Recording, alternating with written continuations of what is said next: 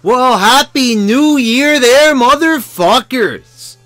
Hope everybody had a good new year.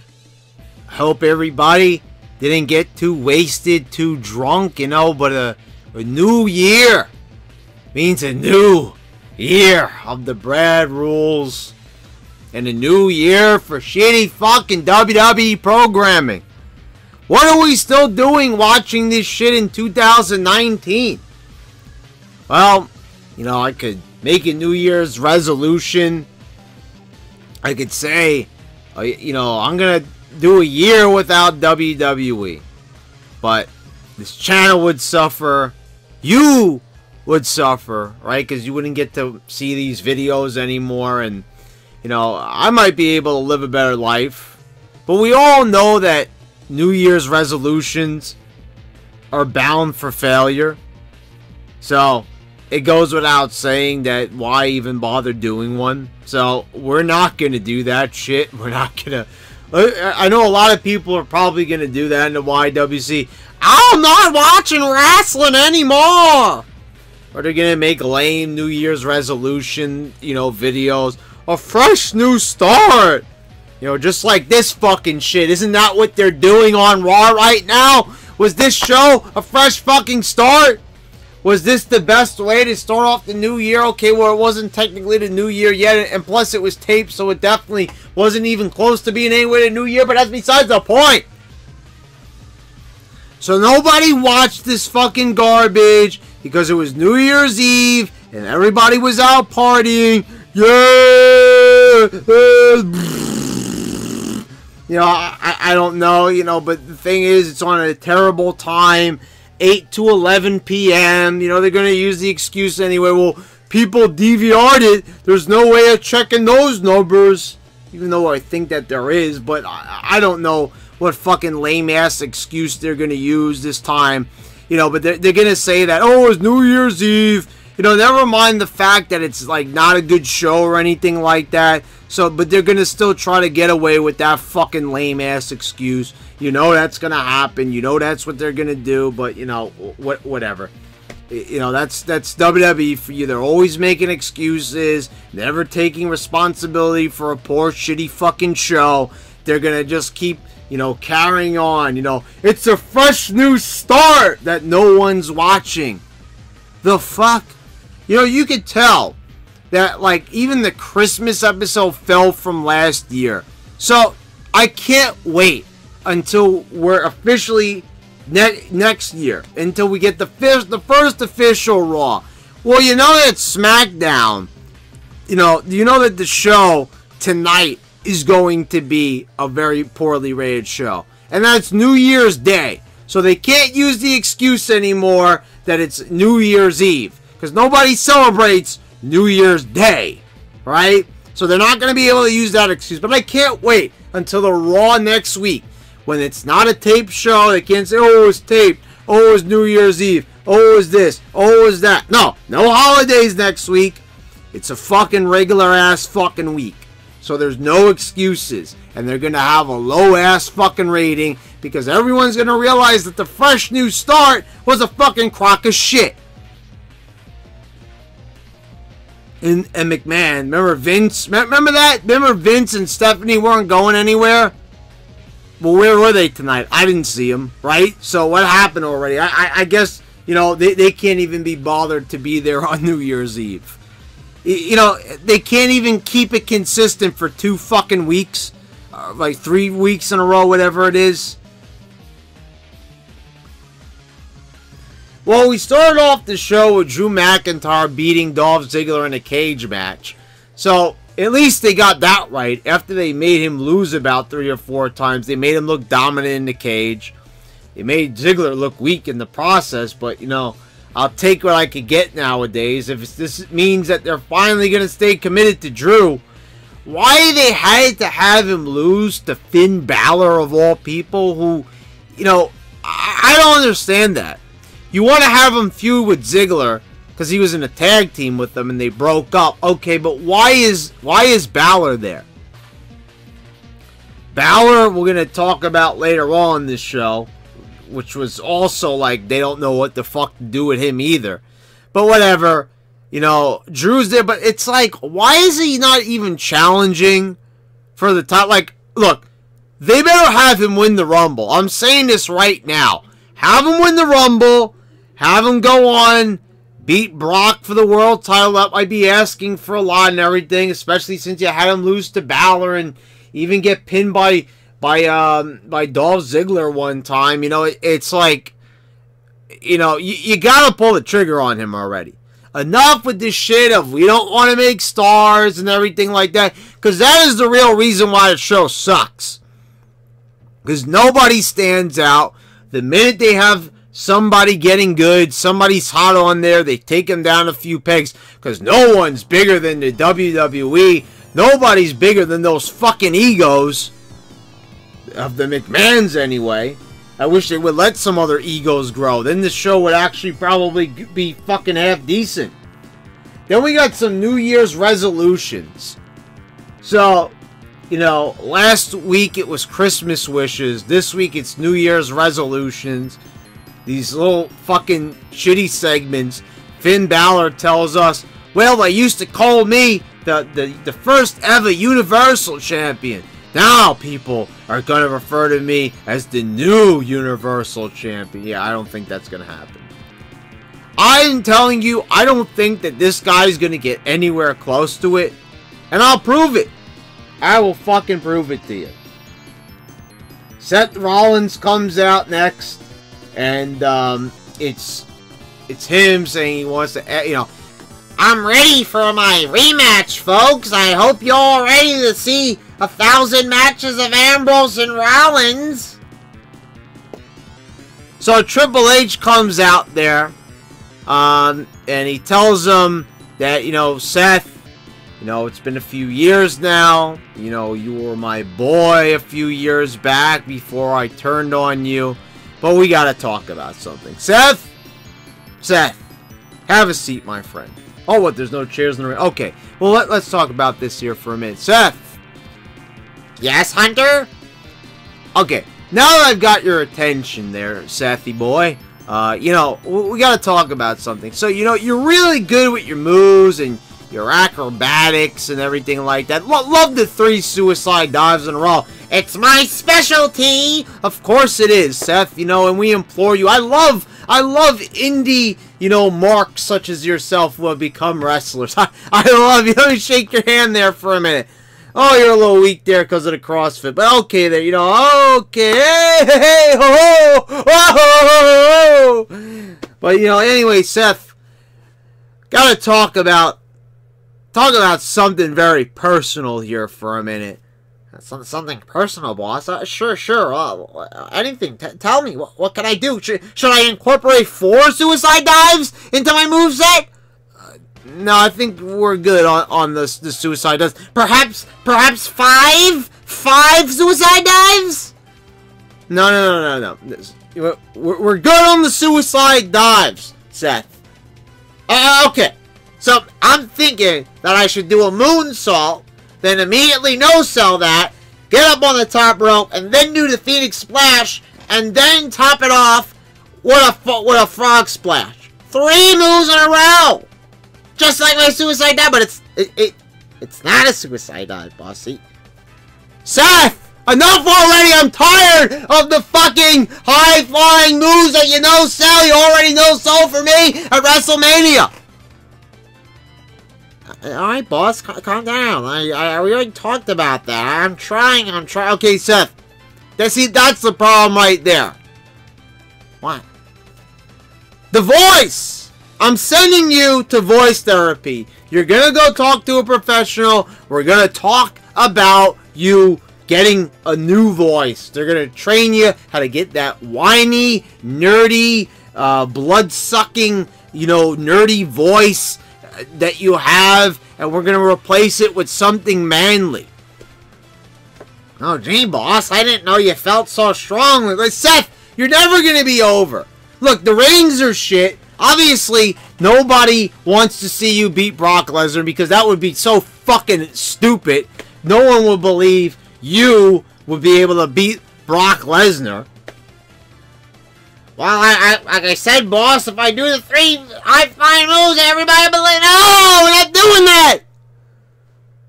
serious, boss. All right. I mean, okay. So, anyway, so that's a joke there, folks. So, you know, now we got our hee-hees and our ha-has. We can finally move on to some serious fucking wrestling business. So he goes on to say that, Seth, you're not getting an Intercontinental title rematch. Thank God. Enough with the rematch clauses. So he says that he wants to see the... I don't understand how, like, Seth managed to predict this. He said that he doesn't have any drive. He says, you want that low-down, dirty bastard. And, you know, is that what you want to see? And so Triple H, you know, said that, you know, that's what he wants. So what is this? So Vince wants to see AJ turn heel. Triple H wants to see Seth turn heel. The McMahon's just like, I don't know, like, are they getting their rocks off watching people turn heel? Oh my God, this makes no sense in the context of the story. Well, let's turn him heel. Oh my God. Oh! I mean, Jesus Christ, let's take it easy, boys. It's just an uneventful heel turn. It's not much to get excited about. But anyway, that's what we're gonna do here. So Seth says that he's gonna burn everybody down. Oh wow, so threatening. So it's funny, and he said then he's gonna take the IC belt. So first he says that he could take the belt off of Brock Lesnar if he has to. Or he didn't say that. He said he would you know, burn Brock Lesnar down or whatever. But then he goes right back to the IC title. So it's like, what is with these wrestlers? Like, it's good enough for me. The IC title's as far as I'm gonna go. Seth Rollins has held the IC title like fucking 8 times this year. It's the same thing with The Miz. I don't want to go too far. You know, okay, I understand it's booking, but it looks ridiculous. Like, these wrestlers are just comfortable being mid-carders. Like, they don't want to excel beyond that. So, you know, Shane McMahon gets in. He breaks them apart. Oh, and I want to address one more thing about this promo before we move on. Forget about Shane McMahon for a minute. Announcing the Fresh Start Battle Royal. We could definitely wait when it comes to that fucking Battle Royal.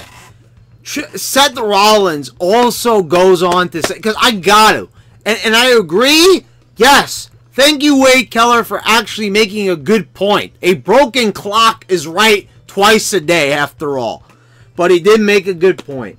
Seth Rollins goes on to say, I've been having classics all year.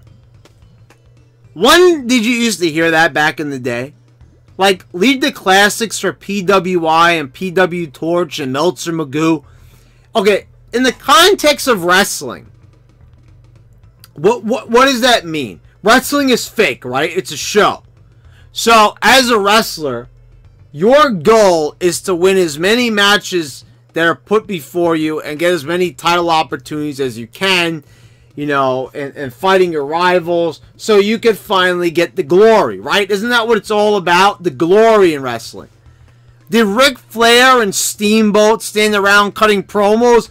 Hey, I had a classic with that guy. I deserve a world championship. No, they didn't say that. Because it's like a classic. Like, do boxers and did Conor McGregor talk about having classics with his opponents? Oh, I might have lost that match. I might have, you know, lost that fight, but, hey, you know, at least I had a classic with him. You know, that's for the fans to assess and for the journalists, but the actual participants, they're not so concerned about doing a good job and, you know, having a bunch of good plays in a game or anything like that. No, if you don't win, from your perspective, it's not really that good, right? Unless it's, like, so close and everything like that. You know what I mean?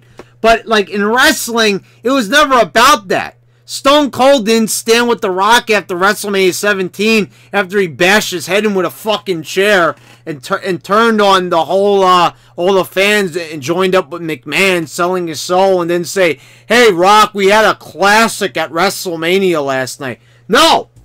He talked about how much he hated The Rock and how much he hated the fans and how he was willing to sell his soul for the the most important title. And here you got Seth Rollins, and he puts down Mojo Rawley. He says, I had good matches with Mojo Rawley of all people. Like, this guy is a total fucking mark. I mean, he's almost as bad as the Young Bucks. Rate my matches really high there. Please. Please. I can't. Let's just move on already. What's the matter, Brad? You won't give me credit for my 5-star matches? Anyway, it's time for the Fresh Start Battle Royal. Remember how Finn Balor said that he's ready for the Universal Championship?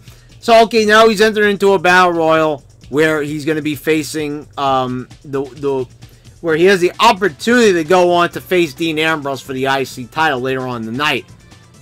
He loses. Now, first of all, why would he be in a Battle Royal for the IC title if he's not interested in that title? Corbin eliminates him.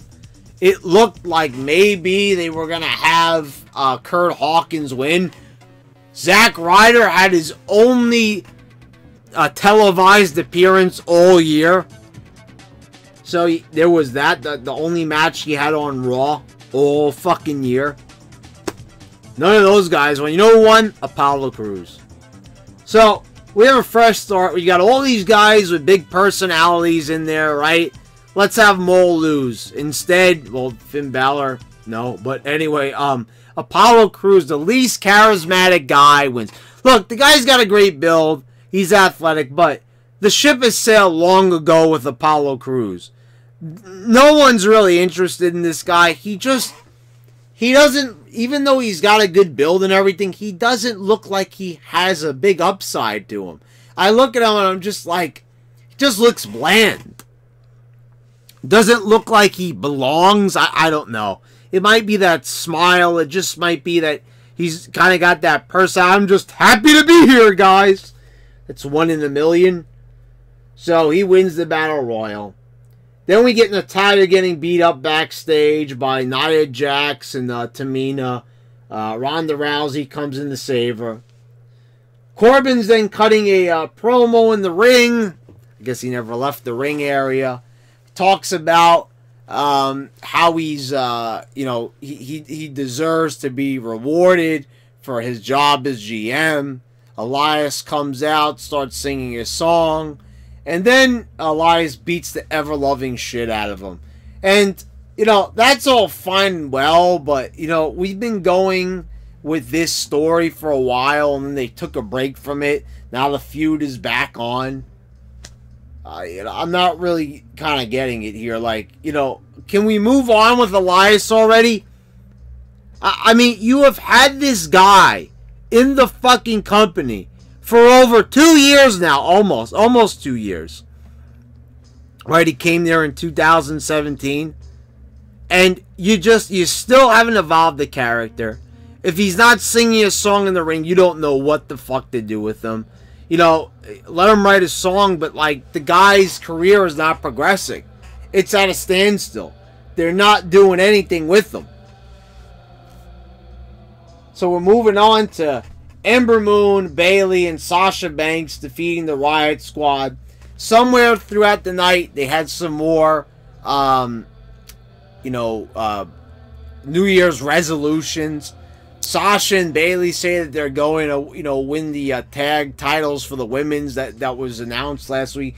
Guys, do you see this match right here? How many times have we seen not only Bayley and Sasha versus 2 members of the Riot Squad, but Bayley and Sasha and Ember Moon, or Bayley and Sasha and another girl versus the Riot Squad? We are going to see so much of this fucking match in the future. I am just like fucking saying, oh my fucking god. They are dooming themselves to an endless stream of the same fucking match. We're going to see this shit just going on and on forever. Please. Please have some fucking mercy. Have a different match, for God's sakes. A different team. That's why at least what I said about my top 10 cringiest moments of the year, at least with Sasha and Bayley fighting each other, it would have been something new. It would have been something different. I mean, I know they wrestle a lot in NXT, but for God's sakes, you know, you could have had something you hadn't seen at least in the past week or so. But now, like, what tag teams? You got Lacey Evans coming, and by the way, they're super lazy. They aired like the same fucking package for the people that are coming from NXT. So, and what is this thing with Heavy Machinery? You know, it's like they're a jokey power team. Corey Graves is like, they're all about having fun. Like, what team isn't about having fun? Isn't that Bobby Roode and Chad Gable? We're just happy to be here, guys. Whoopee!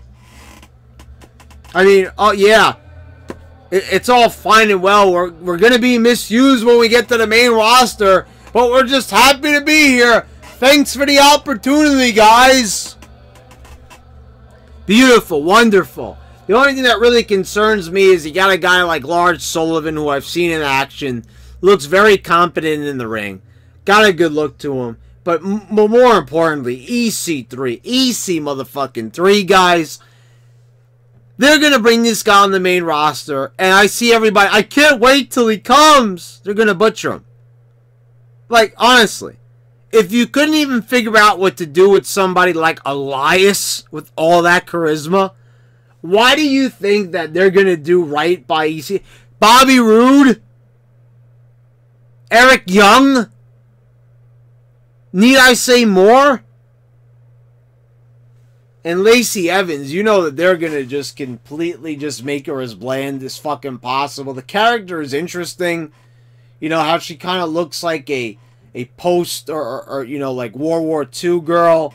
You know, but that seems like they're going to probably get away from that as she comes to WWE. Because they seem like they fuck with everybody's gimmick. They don't know how to write them into the storylines. Then we got Lashley defeating Rollins by disqualification. So Rollins, you know, he starts bashing everybody with a chair. So, ooh, super heel Rollins, you know, Triple H got what he wanted. So, you know, I don't know if he's really turning heel. But, like, even if he isn't, the thing is, like, they just had a babyface grab a chair before the heel even grabbed the chair. And I get he's frustrated. At least he didn't do the well, he kind of did the face a little bit, but not as bad as at TLC. I mean, guys, honestly, is Seth Rollins... Can you guys honestly say, even if you really think that Seth Rollins is a good wrestler... By the way, he did hit all 3 suicide dives. Gotta fucking mention that. I sure did. Definitely hit all 3 suicide dives. Good job, Seth. I know you're very happy about that. You know, you hit him every match, but, you know, we gotta congratulate you when you do. I mean, is he not the cringiest fucking wrestler that you ever did see? Is there anybody that emits as much cringe as Seth Rollins? Cringy Rollins. Cringelins. I don't know. You know, Seth Cringelins? Does that sound good? I don't know. Seth the Cringe Rollins. Seth Cringe Rollins. You know, Tyler Cringe, Cringe Black, whatever you want to call him. So cringy. So cringy.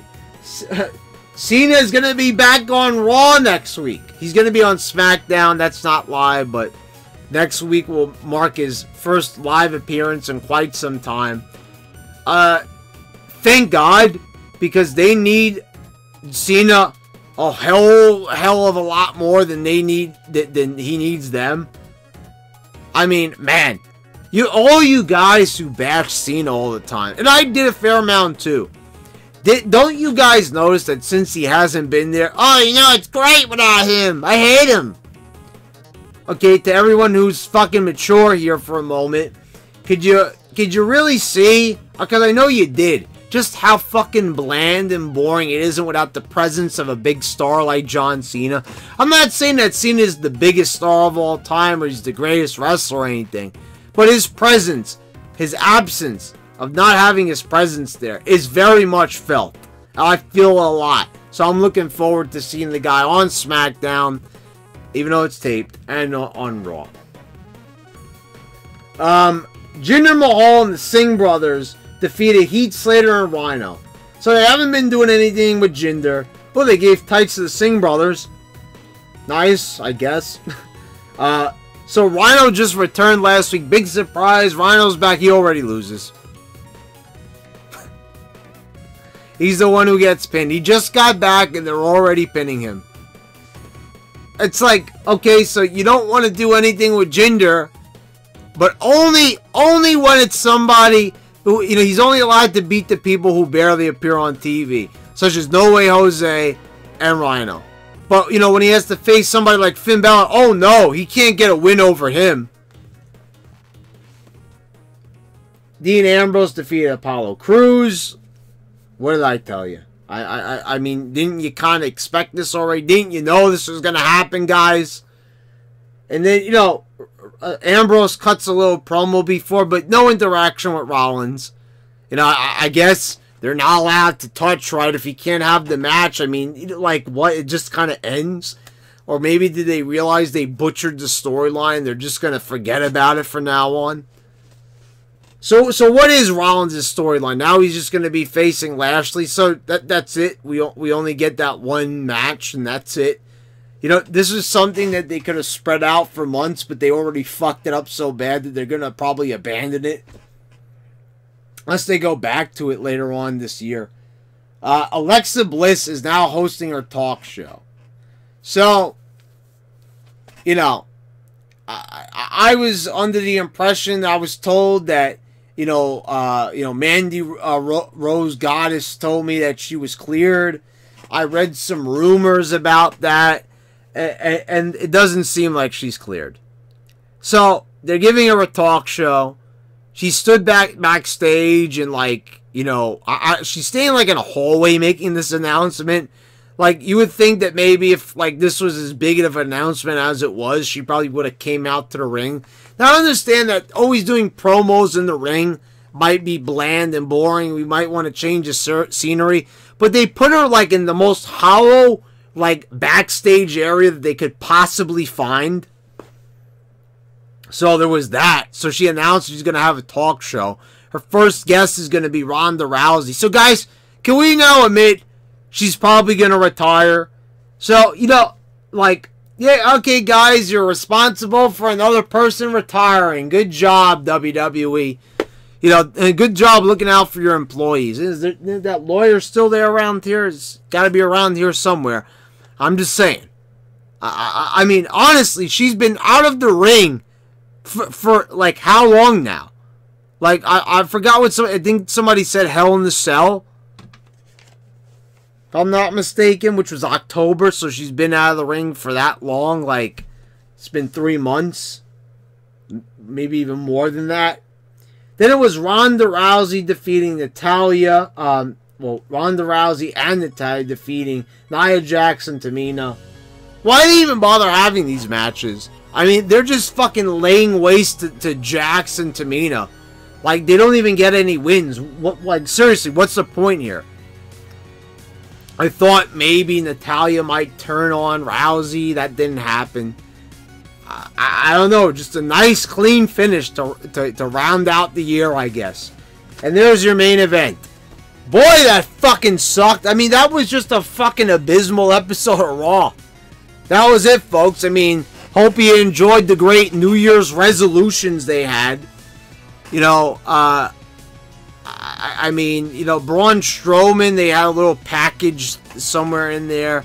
And, you know, I'll talk about that before I close out the video.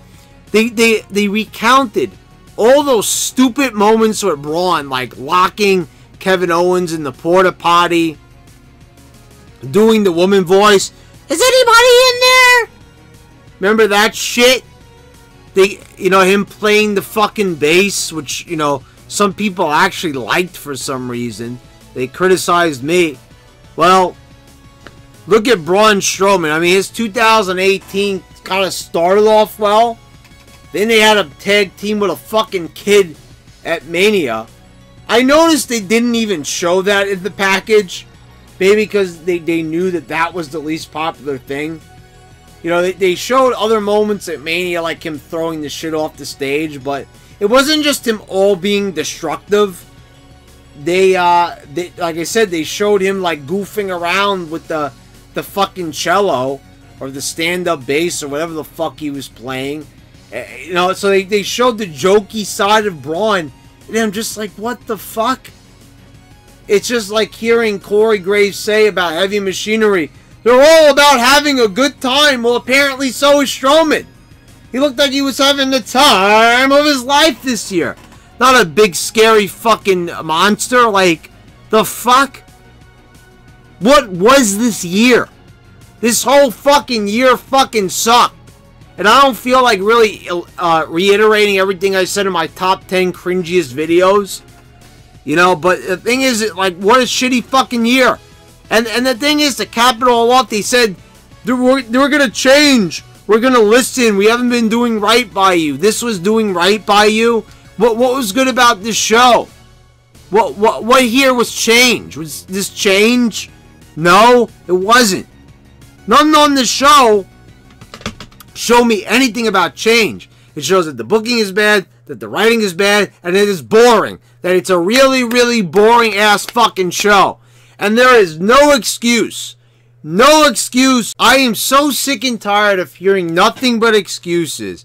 If it's not a holiday, it's football. If it's not football, it's basketball. If it ain't basketball, it's baseball. There's bad weather. There's the equinox. Whatever the fuck the story is. This day, this week, this month, this year. It's DVR. It's all, you know, all the different excuses. It's a shitty fucking show. A shitty fucking show. A shitty fucking show. That is why it is not good. That is why nobody watches. That's the only reason why. Okay, yes. Probably be a little bit lower due to the nature of it being on New Year's Eve. I totally get that. I totally understand that. I take that into consideration. But, you gotta look back that, you know, 19 years ago, these holiday Raws still did pretty decent, you know? And most of the time, what they would do if they didn't have anything good, they just put a fucking highlight show on. That's what they used to do. So they made the workers work these fucking half-ass shows. I mean, it is really scary when you've got a show that's even more half-assed than it normally is. Because they already are half-assing it. They've already said they're going to improve, and they've half-assed that. Fuck. They're really fucking horrible.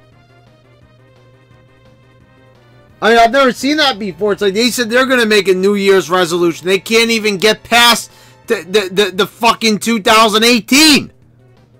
You thought you were bad. Anytime you think that you're going to, you know, do bad on your New Year's resolution, hell, at least you're going to start yours in 2019.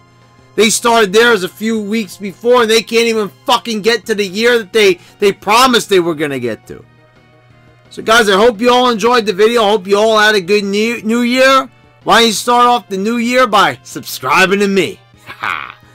You know, click the bell so you get all the notifications when I post all my new videos. Check out some of the content I have posted here. And guys, you know, I've got a lot of great content planned for 2019. Already cooking things up inside the noggin here. So I hope you all stay tuned for that. Thanks for watching, guys. This has been your YWC Champ, and I'm signing out.